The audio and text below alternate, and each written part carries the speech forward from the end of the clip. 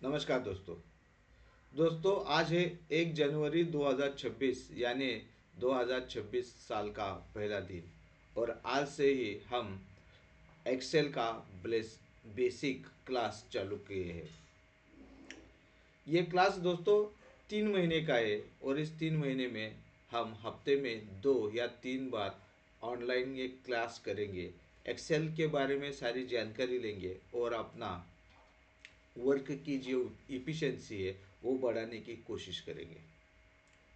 तो दोस्तों चलिए शुरू करते हैं।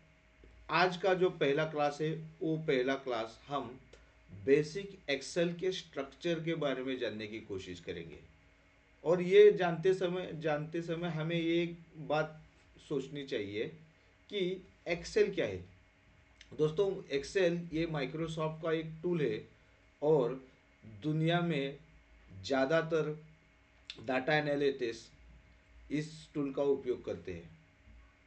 और इस एक्सेल के टूल का इस्तेमाल कर कर हम किसी भी इंडस्ट्री में कोई भी काम हो वो हम आसानी से कर सकते हैं। सारे कैलकुलेशंस, फार्मूला बनाना, रिपोर्ट बनाना, एमआईएस डैशबोर्ड्स बनाना, ये सारी काम हम एक्सेल के द्वारा कर सकते हैं। और इसीलिए हम ये कोशिश कर रहे हैं कि ज़्यादा से ज़्यादा लोगों तक एक्सेल का नॉलेज चला जाए और उनको अपने काम में ज़्यादा इफिशिएंसी मिले। तो चलिए आज चालू करते हैं। तो दोस्तों हमारा जो एक्सेल है वो एक्सेल हम जो क्लास ले रहे हैं बेसिक, तो हम ये क्लास किन के लिए उपयोगी है कि जो स्टूडेंट है, अभी वर्किंग प्रोफेशन में है या मैनेजर है। आप किसी भी इंडस्ट्री में कोई भी लेवल के ऊपर काम करते हो, तभी आपको ये एक्सेल की जानकारी आपको महत्वपूर्ण होने वाली है, आपको यूजफुल होने वाली है। तो दोस्तों आज हम देखेंगे कि एक्सेल क्या है। तो जैसा आप देख रहे हैं, ये हम जब एक्सेल शीट ओपन करते हैं तो ऐसा हमारे पास एक इंटरफेस आ जाता है। लेकिन एक्सेल हमें मालूम ही नहीं कैसे ओपन करना है। तो मान लीजिए ऐसा अपना लैपटॉप हो या डेस्कटॉप हो, इसकी स्क्रीन है, तो यहाँ पे एक्सेल हमें लाना है। तो हम कैसे लाएंगे ये पहला हमें देखेंगे। तो हम क्या कर सकते हैं, यहाँ जो अपना सर्च बार है, इस सर्च बार में अगर हम एक्सेल लिखेंगे और एंटर करेंगे तो हमें यहाँ पर एक्सेल आ जाएगा। ऐसा हमें आ सकता है। या अगर हम विंडोज और आर ये जब रन को ओपन करेंगे और यहाँ पे अगर हम एक्सेल लिखेंगे और ओके करेंगे, फिर भी हमें यहाँ पर एक्सेल ओपन हो जाएगा। दोस्तों ज़्यादा से ज़्यादातर जो एक्सेल का जो माइक्रोसॉफ्ट का वर्जन है, कहीं पे 2007 यूज़ करते होंगे, कहीं पे 2010 यूज़ करते होंगे। अभी लेटेस्ट 2025 आया है 2021 से। तो आप ज़्यादा से ज़्यादा कोशिश कीजिए कि एक्सेल का जो लेटेस्ट वाला वर्जन है उसको आप यूज़ कर सके। तो मैं अभी यहाँ पर मैं यूज़ कर रहा हूँ एक्सेल का 2021 का। अब यहाँ पे ओपन करेंगे तो आपको यहाँ पे मिल जाएगा कि ये Microsoft office LTSC professional plus 2021 2021 का ये मेरे पास वर्जन अभी चालू है।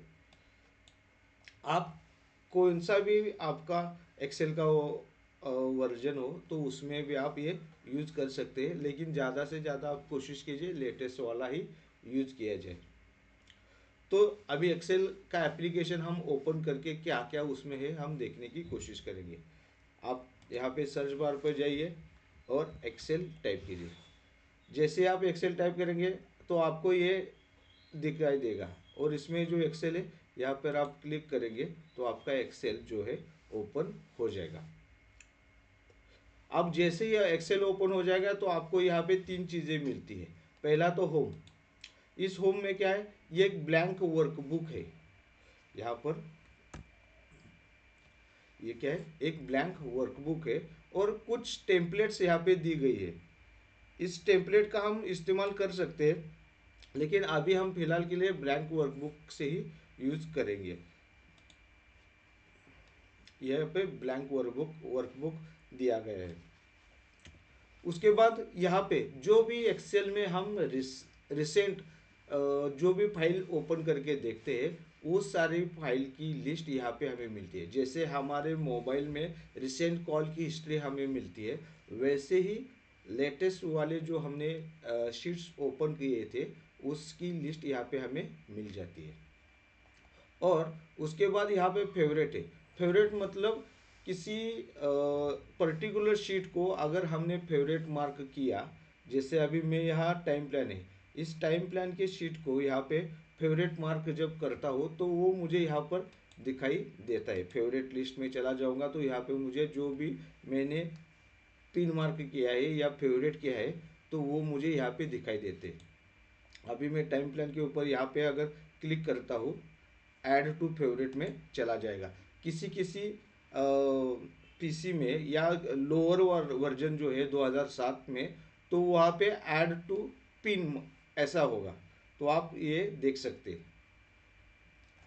उसके बाद यहाँ पर न्यू, अगर कोई न्यू शीट तैयार करनी हो तो आप यहाँ पे जाएंगे तो आपको यहाँ पे न्यू वर्कबुक, ब्लैंक वर्कबुक आप ओपन कर सकते हैं। उसके बाद अगर आपके पीसी में ऑलरेडी माइक्रोसॉफ्ट एक्सेल इंस्टॉल किया गया है और कौन सी आपकी शीट ओपन करके हमें देखना है, तो आप यहाँ पर ओपन पे चले जाएंगे तो वो वर्कशीट हमें वहाँ से ओपन हो सकती है। जैसे मुझे अभी फोल्डर में सिलेक्ट करना है तो कौन से फोल्डर में है अगर मुझे पता चलता है तो मैं वहाँ जाके वो फोल्डर से ओपन करके देख सकता हूँ, या ब्राउज करके भी उस फोल्डर के लोकेशन में जाके वो सारे डाटा में रिव्यू करके ओपन करके देख सकता हूँ। तो ये बेसिक जानकारी है एक्सेल ओपन करते समय हमें क्या देखना है इसके लिए। अभी हम नई ब्लैंक शीट ओपन करेंगे। ये ब्लैंक वर्कबुक हम ओपन करते हैं तो हमें यहाँ पे ऐसा कुछ डैशबोर्ड दिखाई देता है, या एक्सेल का जो इंटरफेस है जो हमें इस तरीके से दिखाई देता है।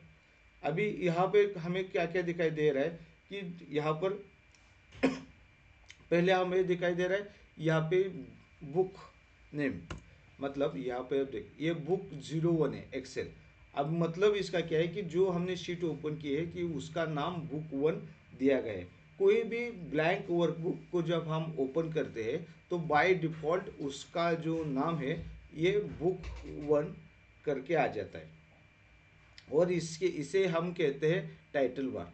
जो यहाँ पर हमें ऊपर की साइड पे यहाँ पे दिखाई देता है उसको हम टाइटल बार कहते हैं। जो भी जो वर्कशीट है तो उस वर्कशीट का जो नाम है तो उसको वर्कबुक कहा जाता है। जो भी हम एक्सेल की शीट फाइल बनाते हैं उस फाइल को वर्कबुक कहा जाता है, और उस वर्कबुक का जो नाम है यहाँ पे हमें टाइटल बार में दिखाई देता है।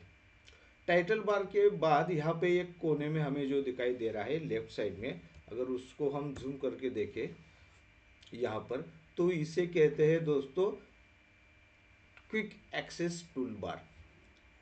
मतलब यहाँ पर अभी आप देख रहे हैं ये सेव का बटन है, ये अंडू है, ये रीडू है, ये स्पेलिंग है। तो ये जो क्विक एक्सेस करने की जिसे अगर करना हो तो उसके डिटेल्स हमें यहाँ पे दिखाई देते हैं। यहाँ पे ये जो छोटा सा एरो है अगर हम उसको क्लिक करते हैं तो यहाँ पे क्या क्या आना चाहिए ये लिस्ट हमें यहाँ पर आ रही है। अगर ये मैं यहाँ पे सिलेक्ट करता हूँ क्विक प्रिंट, तो यहाँ पर वो क्विक प्रिंट का हमें ऑप्शन दिखाई देता है। मतलब क्विक एक्सेस करने के लिए हमें जो कौन से भी टूल चाहिए तो उसका हम यहाँ से एक्सेस कर सकते हैं। इसको दोस्तों क्विक एक्सेस टूलबार कहा जाता है।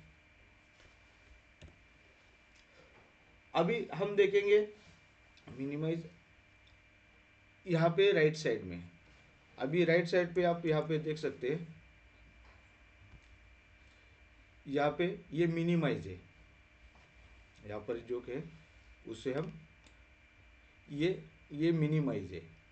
मिनिमाइज मतलब अगर इसको हम प्रेस करेंगे तो ये जो अपनी शीट है तो ये मिनिमाइज मतलब बंद नहीं होगी तो मिनिमाइज हो जाएगी। एप्लीकेशन पीछे बैकग्राउंड में रन होता होगा लेकिन हमें दिखाई देते समय ये ऑप्शन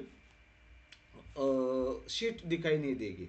तब काम करते समय एक ही शीट के ऊपर हम काम करें और कोई दूसरी मेल देखना है या और कोई डाटा देखना है तो हम उसे मिनिमाइज करके देख सकते हैं। और यहाँ से यहाँ एक्सेल के यहाँ पर हमें फिर से उसको क्लिक किया तो ये अपने आप ओपन यहाँ हो जाएगी। तो इसे क्या कहते हैं, ये मिनिमाइज है। मिनिमाइज मतलब चालू जो एक्सेल की वर्कबुक है या जो जिसमें हम काम करें उसको मिनिमाइज करके देखने के लिए हम ये उसका उपयोग करते हैं। और उसके बाद यहाँ पर है, इसे कहते हैं रिस्टोर डाउन।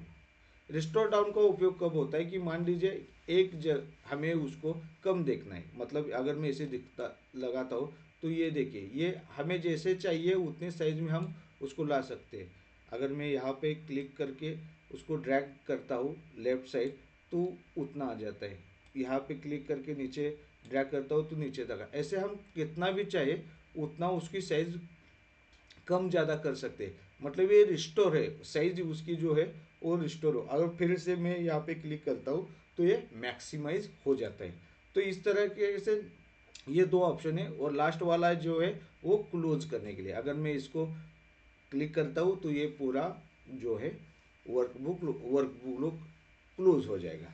तो दोस्तों ये टाइटल बार है, ये क्विक एक्सेस टूल बार है, और ये मिनिमाइज, रिस्टोर डाउन और ये क्लोज, ये तीन ऑप्शन हमें यहाँ पे दिखाई दे रहे हैं। जो लेटेस्ट वाले वर्जन है उसमें यहाँ पे सर्च बार भी हमें दिखाई देता है। जो भी ऑप्शंस या कमांड्स हमें चाहिए वो यहाँ पर हम सर्च करके देख सकते हैं। अब दोस्तों ये जो हमें दिखाई दे रहा है, जैसे मोबाइल में हमें मेनू दिखाई देते हैं वैसे ही यहाँ पर ये जो दिखाई दे रहे हैं उसको हम कहते हैं टैब।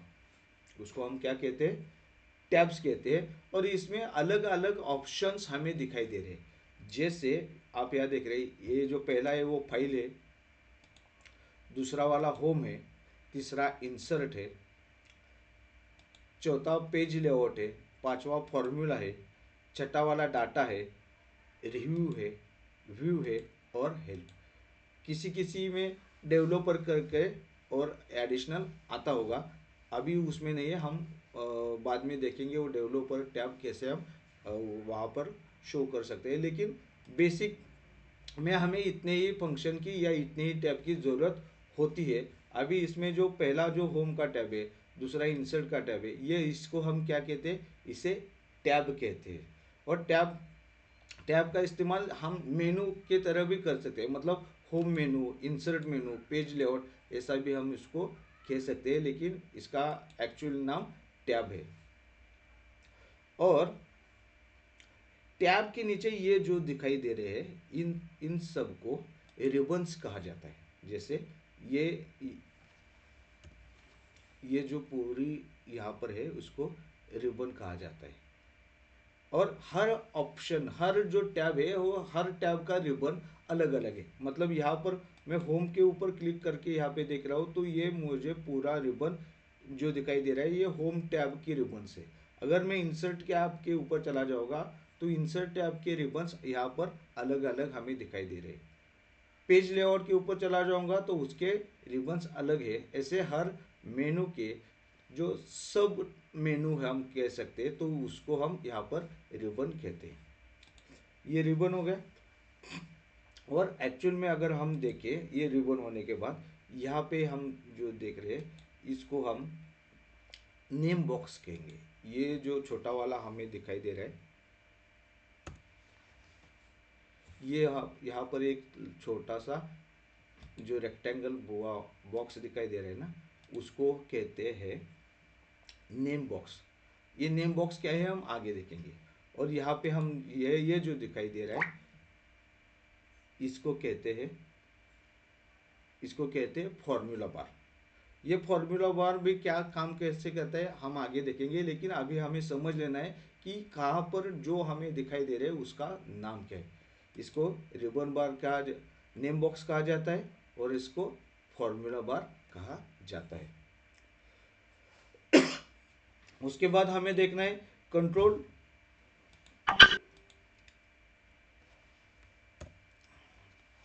अगर ये जो हमें अभी दिखाई दे रहे हैं A B C D, तो ये सारे क्या है, ये सेल्स है। और ये सेल्स जो है इसमें हम अभी जो इसमें हमें एक्चुअल में काम करना है। और इस काम करते समय यहाँ पे हमें जो ए बी सी डी ये जो अल्फ़ाबेट्स दिखाई दे रहे हैं इसको हम कहते हैं कॉलम्स। इसको हम क्या कहते हैं? कॉलम्स कहते हैं। और ऐसे ही कॉलम्स यहाँ पे आगे बढ़ते हुए जाते हैं। जेड के बाद फिर से ए बी ऐसे चलते हुए जाते हैं। और ये दोस्तों ये कॉलम्स कितने तक के जाते हैं? तो ये कॉलम्स की जो काउंट है वो जेड एफ डी इतने हैं। मतलब ये जो टोटल नंबर ऑफ कॉलम्स हमें दिखाई दे रहे हैं ना वो 16,384 है। मतलब ये 16,300 16,384 नंबर्स ऑफ ये जो कॉलम्स है ये हमें एक्सेल शीट में हमें दिखाई देते हैं। और यहाँ पर जो एक दो तीन जो दिखाई दे रहे हैं उसे हम कहते हैं रोज। मतलब ये हो गए कॉलम्स और ये हो गए रो। और ये रो हर रो हम देखेंगे तो अलग अलग है। जैसे अभी आए 25 नंबर, तो ऐसे रो आप सोच सकते हैं कि एक्सेल शीट में कितने टोटल रो है। तो ये टोटल रो हमारे पास है 10,48,576। मतलब 10.5 लाख राउंड फिगर जो रोज है वो हमारे एक्सेल में हमें काम करने के लिए मिल जाते हैं। तो दोस्तों इसे ये जो ए बी सी डी है उसको कॉलम कहते हैं। और ये जो 1 2 3 नंबर से उसको हम कहते हैं रोज। अभी ये जो नेम बॉक्स है उसमें जिस सेल के ऊपर हम क्लिक कर रहे हैं तो उस सेल का जो नंबर है वो नंबर यहाँ पे हमें दिखाई दे रहा है। जैसे हम यहाँ पे देख रहे हैं अभी मैंने ये जो पहला सेल सिलेक्ट किया तो यहाँ सेल नंबर पर सेल नेम में क्या आ रहा है? ए और 1। मतलब ये हमें पहले दिखाई देता है दिखाता है ए मतलब कौन से कॉलम में और कौन से रो के ऊपर हमारा सेल का जो सेल जो है वो एक्टिव हुआ है। अगर मैं B2 में क्लिक करता हूँ तो यह मुझे जिस सेल के ऊपर काम चालू है जो सेल अभी एक्टिव हुआ है उस सेल का जो एड्रेस है वो हमें बताता है।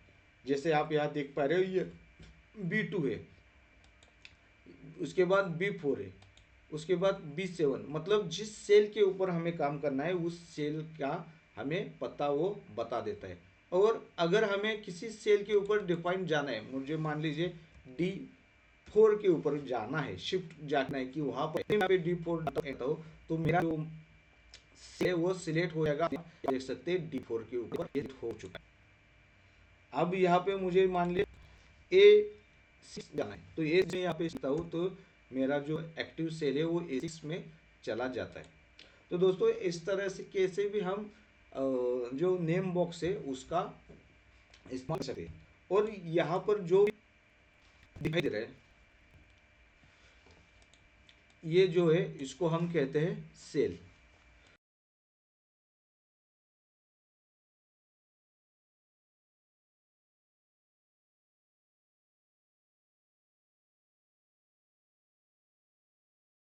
इसको हम क्या कहते हैं?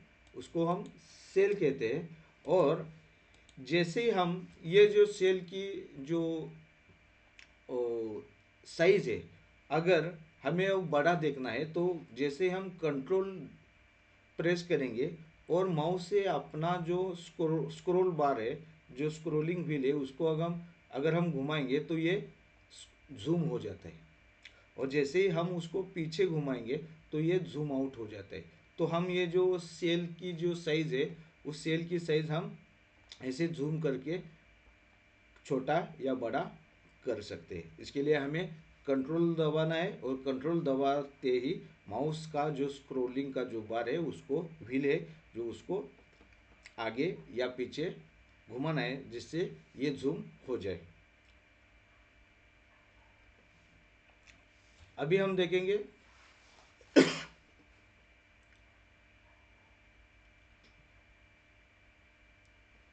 एक मिनट ये थोड़ा अब आप देख सकते हैं यहाँ पर ये जूम है, ये अभी 10% के ऊपर जूम लेवल के ऊपर काम करे। ये बाय डिफ़ॉल्ट कितना होना चाहिए, बाय डिफ़ॉल्ट 100 होना चाहिए या 90 होना चाहिए। और जैसे मैं यहाँ पे क्लिक करता हूँ 10 जूम के ऊपर, तो मुझे ये जूम का मैग्निफिकेशन ओपन हो जाता है। मैं वहाँ वहाँ पर कस्टम में जाके नहीं, जितना मुझे जूम चाहिए मतलब 85, तो 85 करके मैं भी देख सकता हूँ।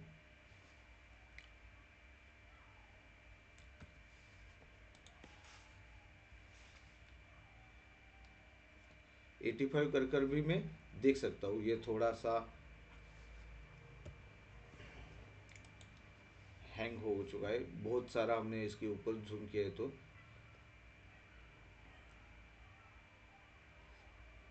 तो दोस्तों अभी हमने देखा है कि जो एक्सेल का इंटरफेस है, तो वो इंटरफेस हमें किस तरीके से दिखाई दे रहा है, और जहाँ किस लोकेशन पे कौन कौन से ऑप्शन है जिसका हमें यूज करके एक्सेल में काम करना है, ये अभी हम देख रहे हैं। अभी तक हमने देखा है कि एक्सेल में जो टाइटल बार है, वो टाइटल बार क्या होता है, क्विक एक्सेस टूल बार क्या होता है, टैब्स कौन कौन से है, रिबन्स किसे कहते हैं, नेम बार क्या होता है, फॉर्मूला बार क्या होता है, कॉलम्स क्या होते हैं, और कॉलम्स क्या होते हैं और रो क्या होते हैं, इतना हमने देखा है। उसके बाद नेम बॉक्स जो है, उस नेम बॉक्स के ऊपर हम कैसे काम कर सकते हैं, जो एक्टिव सेल है वो एक्टिव सेल कौन सा है वो देखने के लिए भी हम नेम बॉक्स का इस्तेमाल कर सकते हैं। और जो और किसी पर्टिकुलर सेल के ऊपर शिफ्ट करके हमें देखना हो, तो डायरेक्ट हम नेम बॉक्स में उस सेल का अगर हम एड्रेस, कॉलम नंबर और रो नंबर लिखेंगे, तो हम उसके ऊपर डायरेक्ट शिफ्ट होके जा सकते हैं। अभी तक हमने इतना देखा है।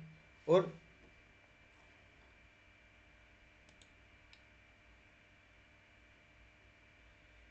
अभी हम देख रहे थे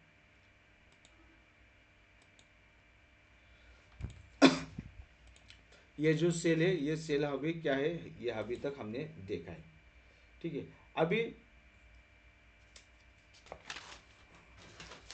अभी ये जो सेल है, उस सेल के ऊपर हमें काम कैसे करना है ये अभी देखना है। और एक काम करते समय हम किसी भी, यहाँ पे आप देख रहे हैं यहाँ पर शीट 1 करके हमें दिखाई दे रहा है। बाय डिफ़ॉल्ट आप कोई भी एक्सेल का वर्कबुक ओपन करेंगे तो आपको यहाँ पर शीट 1 करके दिखाई देगी। इसको हम कहते हैं शीट, या वर्कशीट भी इसको कहा जाता है। अगर आप उसको डबल क्लिक करके उसको नाम चेंज करना है तो आप कर सकते हैं। जैसे कि मैं यहाँ पे देता हूँ क्लास 1, तो ये जो वर्कशीट है उस वर्कशीट का नाम क्लास 1 हो गया।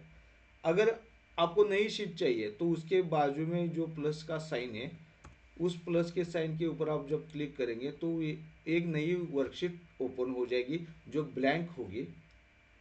अगर उसके ऊपर आप क्लिक करेंगे और उसका नाम आप क्लास 02 करके लिख सकते हैं। तो इस तरीके से आप लिख सकते हैं। और इसमें एक महत्वपूर्ण एक बात यह है, अगर कोई भी ब्लैंक शीट हो तो उसको आप राइट क्लिक करके ऐसे डिलीट करेंगे तो डिलीट हो जाएगी।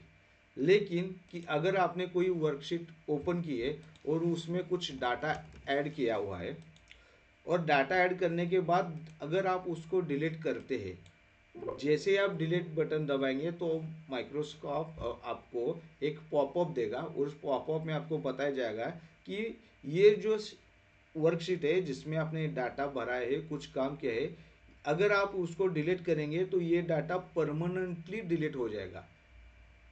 अंडू करने के बाद, ये डिलीट करने के बाद कोई भी अंडू इसमें नहीं होगा और ये शीट परमानेंटली डिलीट हो जाएगी। और जैसे ही हम उसको कंटिन्यू करने के लिए डिलीट के ऑप्शन के ऊपर क्लिक करते, तो ये डाटा अभी वापस हमें कभी रिस्टोर करके मिलने वाला है नहीं।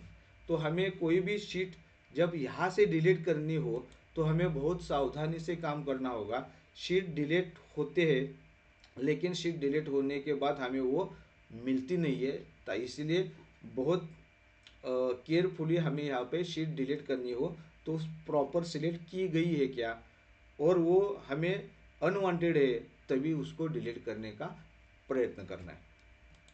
तो अगर हम यहाँ पे नई शीट डुप्लीकेट शीट बनाना है, तो जैसे ही हम यहाँ पे राइट क्लिक करेंगे तो आप यहाँ पे देख सकते हैं मूव और कॉपी ऐसा आ रहा है। तो जैसे हम मूव और कॉपी में जाएंगे और move to end and create a copy, मैं थोड़ा जूम करता हूँ, move to end and create a copy करेंगे और ओके करेंगे, तो जो शीट हमने यहाँ पर की थी उसका एक डुप्लीकेट कॉपी हमें यहाँ पर मिल गई है। उसको हम डबल क्लिक करके उसका नाम भी चेंज कर सकते हैं। नाम चेंज करने के लिए अगर आप राइट क्लिक करोगे और राइट क्लिक करने के बाद यहाँ पे रिनेम कर का ऑप्शन आता है, हम रिनेम कर भी उसका नाम चेंज करवा सकते हैं।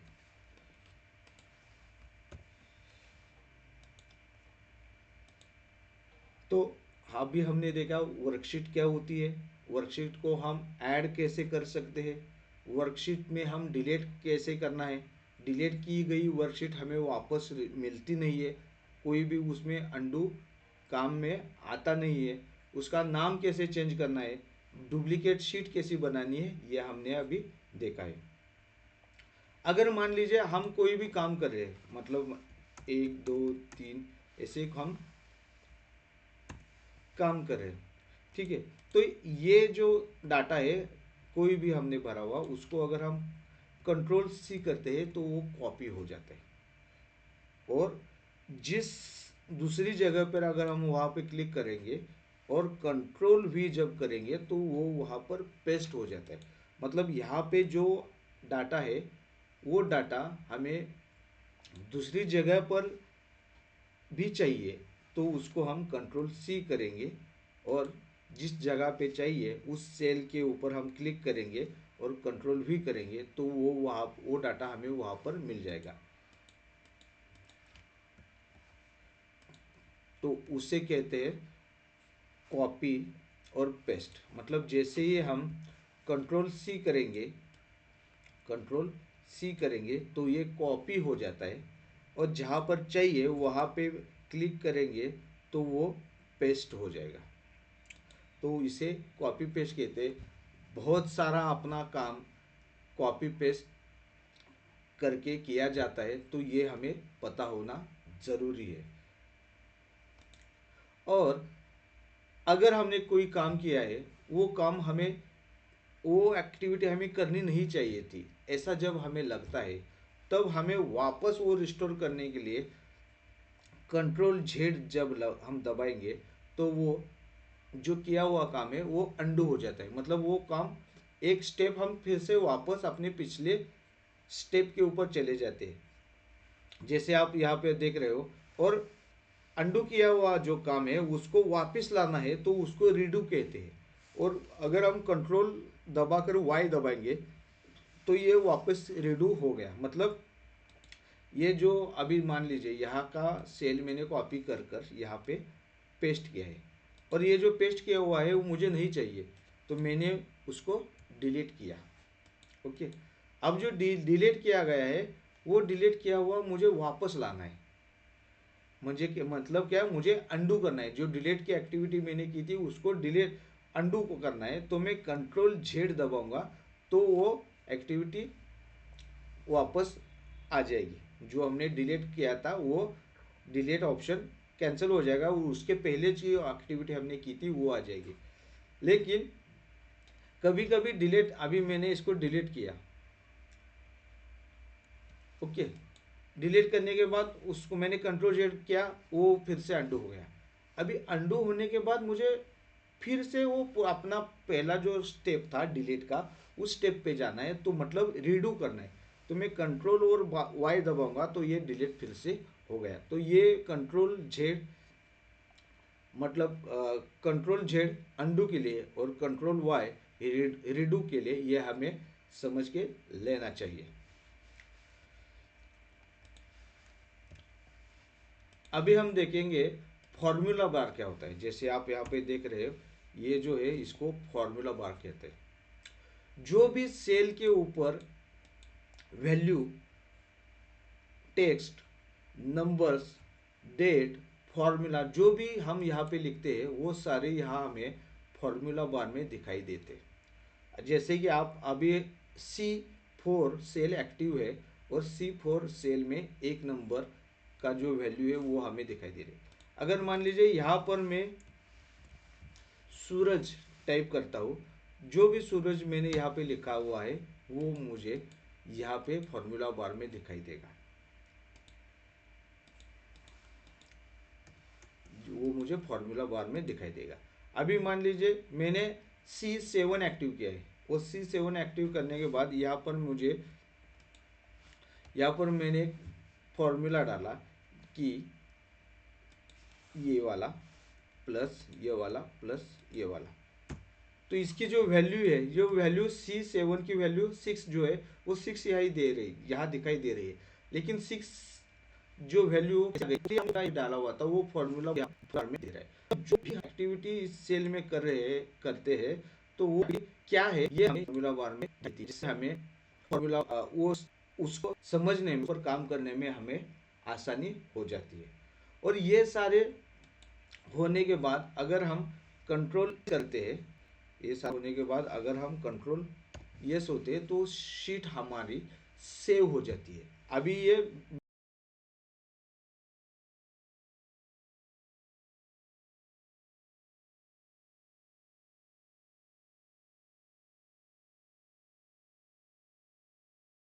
ब्लैंक शीट हमने ओपन की थी, तो पहली बार सेव करते समय वो हमें पूछेगा कि आपकी ये सीट है, उस सीट का जो नाम हमने अभी तक दिया नहीं है, अभी तक इसका नाम जो है बुक 1 है, तो ये उसका नाम क्या देना है, तो पहले हमें उसको नाम देना है। और ये कहाँ पे हमें सेव करनी है, ये भी 2 ऑप्शन हमें देने हैं।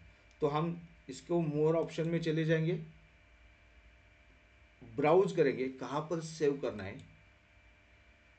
अभी मैं उसको डेस्कटॉप के ऊपर सेव करता हूँ और इसका जो नाम है, जो मैं लिखता हूँ क्लास 01, और अगर जैसे ही मैं इसको सेव करता हूँ तो ये शीट अपनी यहाँ पर अभी टाइटल बार में आप देख सकते हो, इसका नाम जो पहले बुक 1 था तो वो अभी क्लास 01 करके आया हुआ है, और ये हमें डेस्कटॉप में सेव हो चुकी है। अगर डेस्कटॉप के ऊपर मैं चला जाऊँगा तो ये क्लास 1 की शीट हमारी यहाँ पर सेव हो चुकी है। तो दोस्तों ये कुछ बेसिक जानकारी है, ये एक्सेल का इंटरफेस कैसे है, तो ये समझने की आज का हमारा पहली कोशिश थी। नेक्स्ट क्लास में हम अभी होम टैब में क्या क्या फंक्शंस है, इसका हम इस्तेमाल कैसे कर सकते हैं, और उसमें क्या क्या रिबन्स अलग अलग दिए गए हैं, ये हम जानने की कोशिश करेंगे। हमारे साथ जुड़े रहिए और अपने ज़्यादा से ज़्यादा लोगों दोस्तों तक हमारा ये वीडियो पहुंचाइए, ताकि ज़्यादा से ज़्यादा